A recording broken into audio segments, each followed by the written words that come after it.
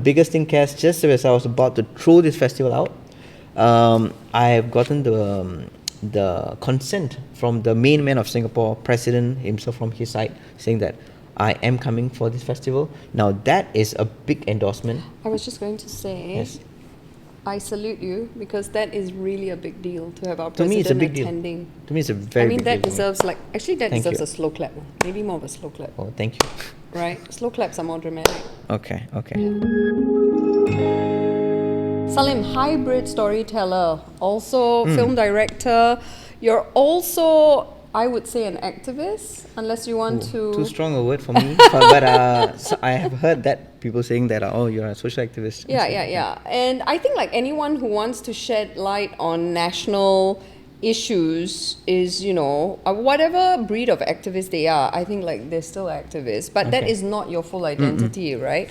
And we can get into the festival later, but what I always feel is that the most important aspect of any interview is when you delve into the person. So I want to know, right, when did Saleem Hadi decide, like, okay, I am going to enter this industry, and then when you entered the industry, decide, I see what I have to do here, and this is what I'm going to do. And I just want to know, if you take me back to the start, right? And I'm talking about, go as far back as you want, whether it's your childhood or whatever, right? What is your greatest motivation, or what was it that started, you on this trajectory? Okay. In fact, I didn't expect it. I would, in fact, I tell everybody interesting. that I'm an accidental filmmaker. I'm an accidental storyteller. Okay. Because I've been always dealing with a lot of. I'm a very, I would say, what do you call it? Impulsive? Introvert. Oh, I'm just okay. introvert. In fact, I Okay. don't even talk this much. I'm going to be talking a lot today. So the thing is, the industry has prepared me for. I would say for the better. Yeah. Got me out of my comfort shell. But the thing is, Sec 3 was when I started to explore a lot of colors. Okay. But more than that, it is actually an accident that happened at Temasek Poly, which was they had this particular program known as Swarnam. It's actually more like a every yearly cultural event. Okay. So the drama head happened to have an excuse for whatever reason, said, I'm not going to be part of this project. So the alumni there, they say, oh my God, we have a show. Who's going to write the script? So then I say, okay, you know what? Nobody seems to give two hoots about whatever I'm doing.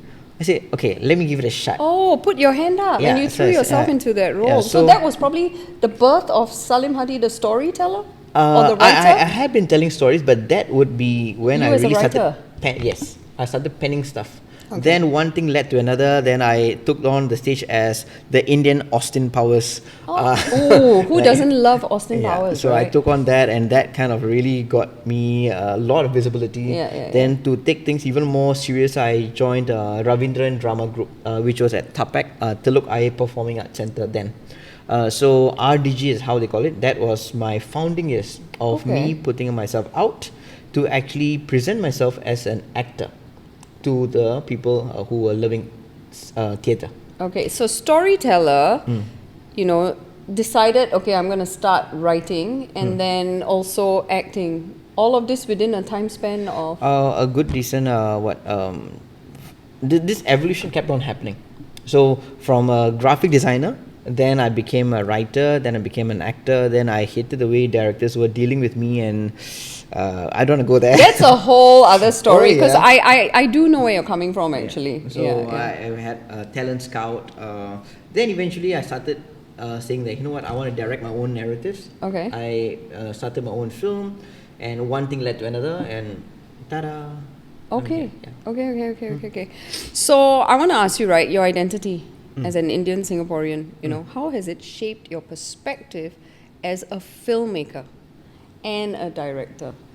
Because first you were the student, right? Oh, yes. And then, you did all these things. The thing is, right, Cass, my mom, though, I mean, she's supporting me in a lot of ways, my family was never in agreement of me having to do anything with arts. You know what? I think it's a very Singaporean thing because I keep hearing that from all our industry fellows, right? That, you know, family members or parents were not like too keen because there are certainly other professions that, you know, are more lucrative. Yeah, the thing is, at the end of the day, for at least for my mom, she would say like, as long as you can bring something for your own survival. At the end of the day, they want their children to survive. I needed to get a buy-in from my own family first, which was very, very difficult to get. But they supported me in all the possible ways they could. Okay. Now, moving forward, with regards to the industry, industry had its own fair share of challenges, and they say, you know what, maybe you should not be a director yet, which is good, fine. Yeah, of course. But the amount of gurus that I had, who are in the industry still, they just felt like maybe this is not your cup of tea. Maybe there was even a person who actually told me, actually Saleem, this is legit. They say, you don't have a TV face, you go to theatre. That is very subjective to Singapore because if you go and you look at the Brits and the Americans, right, everyone looks like anyone you would see on the street. So they can have bad skin, they can be overweight, they can be unattractive, they can be stunning, you know what I mean? They can be balding, they can have a full head of hair. But all that matters is that they're good at their craft, which means they're good actors. But I do feel that there is this belief or this practice of you got to look the part. You know what I mean? Which is completely false. Again, Cass, maybe they might have had their reasons then. So when I actually became a talent scout for some production companies, and they said, no, this I think I've also mentioned this in your film. This was when I came to you about Not Fair, which is my film, Colorism. Which we're happy to showcase in the festival. Thank you. And they said, no, this talent, she's too dark. Yeah. The casting people had issues casting a darker skin girl. So the thing is, I've actually learned to accept it, and it's no biggie to say like brown skin or whatever skin. It doesn't matter. In fact, that is not even part of the radar for the festival at all. But the very fact that I would like to actually, and I'm actually very appalled, is to see the level of support that's actually happening. So that is something that I am very, very interested. In fact, my team, some of them, right, some angels that I'm with, they asked me, do you really want to do this? Then I said, I am quite hell bent to do some stuff. And I'm glad that is your attitude, you know, because you got to kick doors down here. Yeah, the thing is, Cass, I don't want to kick doors. I just want to open up and say, hey, you know what, there's already enough violence going on. So, don't need to kick doors, just chill and I just want to do this. You want to come? Now, the insecurity part you mentioned, right? It's not actually on my color anymore. It's actually... Neither, it's not for me either. Nice. Yeah. So, it's actually more on, have I failed to communicate this to my own community fellas? To my own... People say, oh, hey, your Indian mama, how yeah, I'm a mama means I'm a mama lah. So I'm okay with that. But the thing is, where did I go wrong to not be able to convince them that, hey, you know what, jump on, we are doing something. You know, something I learned is not so much what we're doing wrong, but it's more like every single person that you meet or community, right, they have their own agenda. Yeah. Like when I was, I still am, right, I speak out a lot about colorism. And just like you, it was ethnicities outside of the Indian community that was sort of like supporting me and cheering me on, not so much the Indian community, and I think because like the agenda is like, one is I feel, right, like, hey, don't call us out, don't make us look bad, you know what I mean, or like maybe we don't really need this, we're doing fine, so like, but I completely disagree. I think like people like you and me, like, we should keep rallying and definitely if it's your community, you should be supporting your community. Not that you disregard other communities, you know what I mean, you still go out there and you support all the other communities. I mean, if two of us both have the same sort of, I think it's not a gripe or a grievance, it's more like it's frustration, right? Like, why do you think that? How do you not know? Actually, so it's a high level of frustration, but again, this is also something I would want to come back and say, the root of my productions, be it for theatre, film, everything, right, the root emotion is anger. And a lot of people say that, oh, anger is destructive. Yes, it is destructive, but Yeah. it can also be very therapeutic. Yeah. When you actually channel your anger to do something, Yeah. to convince someone, convince yourself, hey, you know Yeah. what, your film might be bad. In fact, Yeah. that was another trigger point in my life, my 7th short film.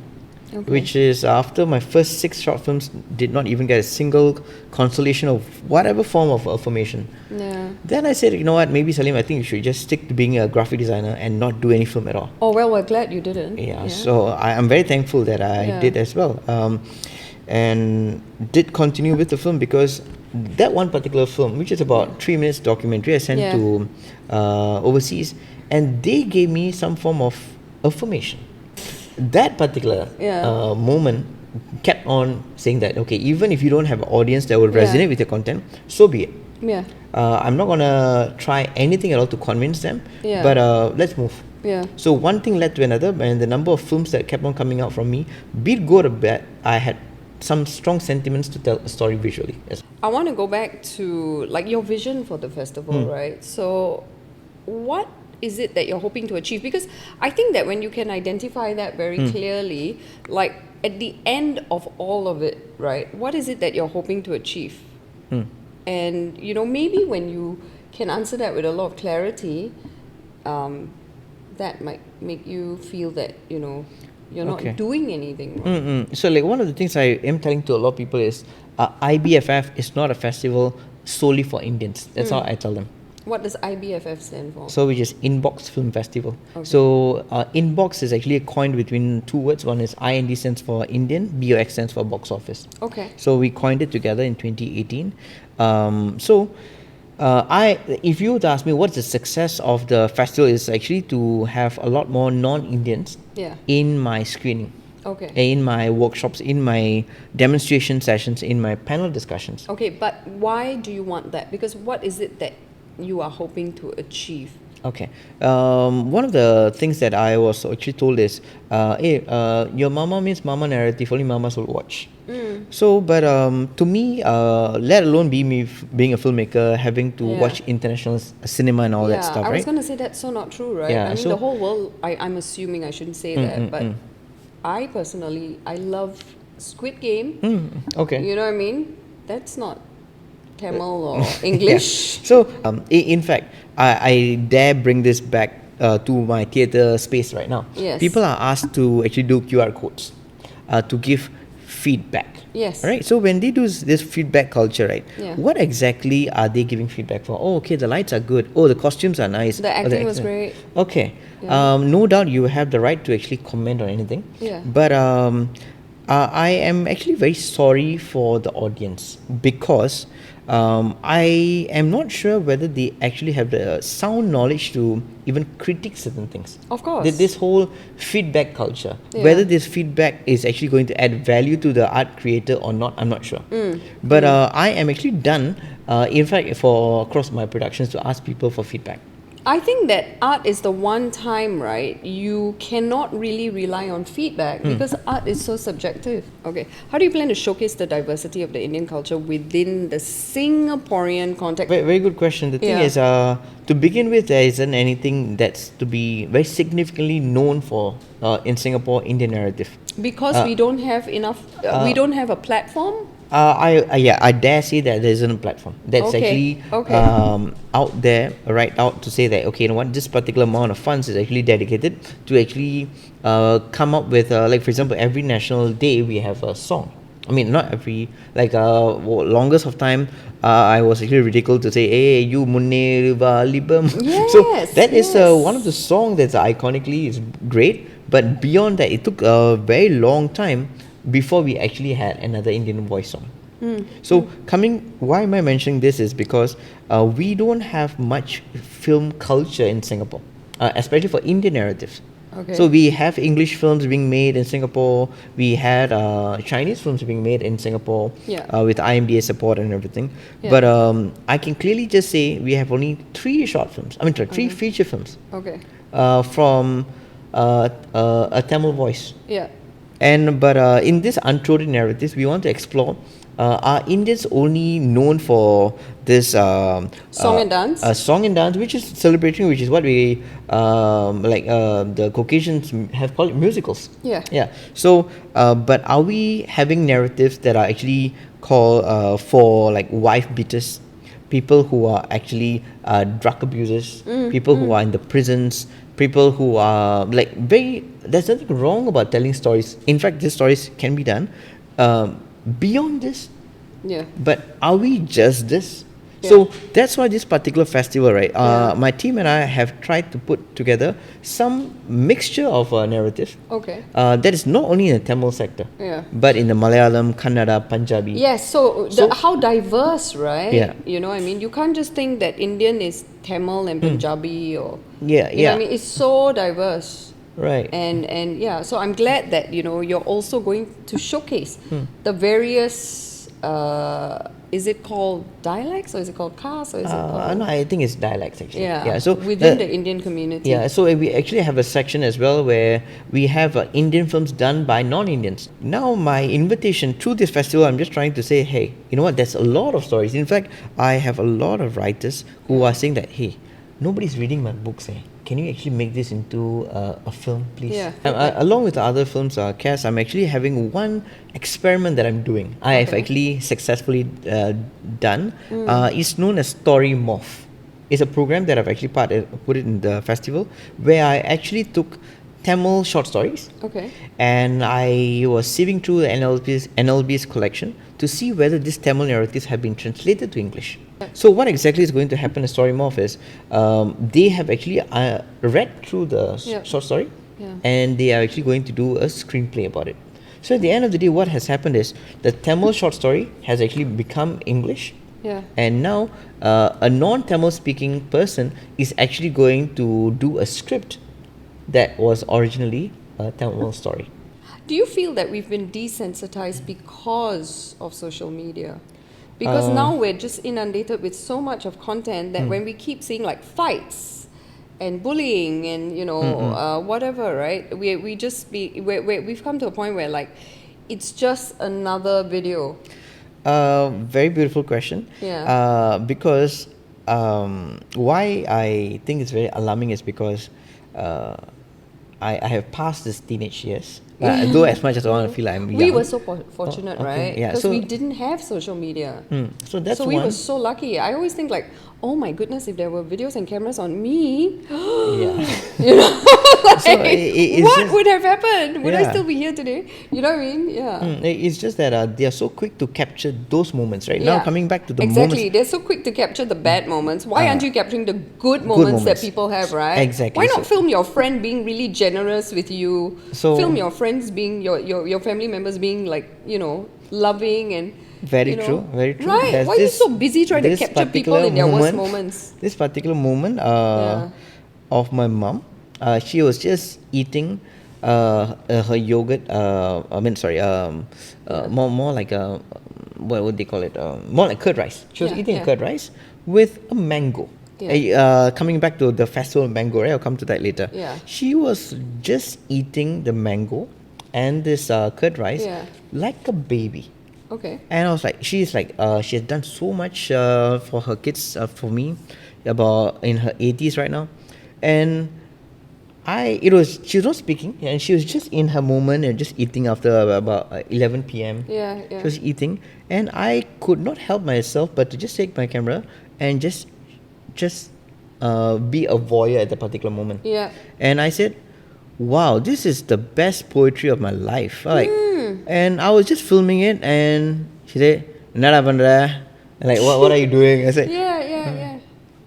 And just she got off and went. So, I am desperately in search of for such empathy. This narrative, which is high levels of empathy. But more importantly, let's bring out the beauty. Exactly. So it's very interesting that when you spoke about your mom sort of just having a very normal moment, right? She's just eating. And my dad, he passed away in 2019, right? Okay. And I did tell my siblings, I said, the one thing that I really regret is I didn't take enough photos or videos of him just having a normal moment. Because you know what I mean? Same thing, Cass. Same right. thing. Yeah. So, and it's funny because like when you're younger and you're in your 20s, you don't think about it, right? Yeah, but then before you know it, boom, your parent is died. Dead, gone. And you're like, whoa, I didn't see that coming. You know what I mean? And you just, it's weird, right? Because we're kids and we always think like, they're going to live forever, but like, no, they're going to die on us. Like any minute they're going to die on us, right? So it's just because they're older. And my dad used to have this thing about where he would just stand and look out the window. And it was very beautiful because he loved his music. He was a musician. And he would have like not like AirPods or anything, like very old school earphones on. And he would sit, right? And he would listen to like, he was still using like cassette players or whatever. And he would listen to his music and look out the window. For the life of me, right, I'm so upset with myself that I don't even have one photo of that because that was his thing. Okay. And it was very beautiful to watch. Right. And I feel, going back to when you said, if I were to ask you 3 things that you really want to, you know, appeal to, or you would love to sort of spread, or, you know, you said empathy. Empathy is one. Second of all is unity within our own community, Indian community. That's number one, because there's so much of talented people out there. So it's going to be very difficult, but we can try. So this particular festival, I'm very happy to actually gather a lot of interesting filmmakers, and to know that though they might have their differences, they're all coming together to contribute to the festival with their film. So coming back to the empathy, second is actually the community within, unity within my own community. And thirdly, genuine support for something that is to become bigger and better. So that this particular project, this particular archival becomes internationally accessible. Okay, so do you want, when you said like genuine support, right? Are you saying that, because we did speak about it earlier, that you want community leaders, right, to give more minority? Yeah, I mean, like, I subscribe to this idea of, in fact, my teaching philosophy is like thinking within the box. Okay. That means working within the means, because I know for a fact what exactly am I, and what exactly, what are the resources I have at hand. It's just that it's going to be a shame in the future if people were to say, okay, this industry, it could have tried, and I'm actually doing all my utmost level best to actually bring this visual space that we can. So is your friend right when your friend said this is your last leg? Are you saying that this festival is you exhausting all your resources, or would you say this is just the beginning of Saleem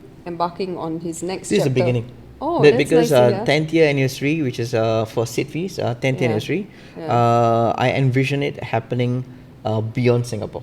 Okay. Yeah, so we are actually going to go strong with it, with this festival. One of the biggest thing, Cass, just as I was about to throw this festival out, I have gotten the consent from the main man of Singapore, president himself from his side, saying that I am coming for this festival. Now that is a big endorsement. I was just going to say, I salute you, because that is really a big deal to have our president to me, it's a big attending. Deal. To me, it's a very big deal. I mean, that deserves like, actually that Thank deserves you. a slow clap. Maybe more of a slow clap. Oh, thank you. Right? Slow claps are more dramatic. Okay. Yeah, so good for you. So one of the reasons why I did that is because a lot of Indian filmmakers came to me.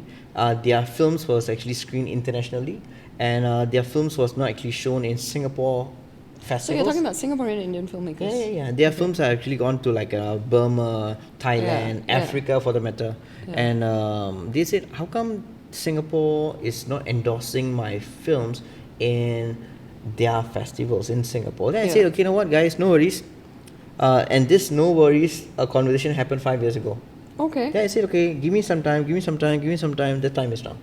So I said, if no one's going to endorse your film for whatever information that you are looking for, not for any social media presence, but for yourself, I will create a space for you. And that space is iBFF. And I dare say this particular festival is going to just start evolving.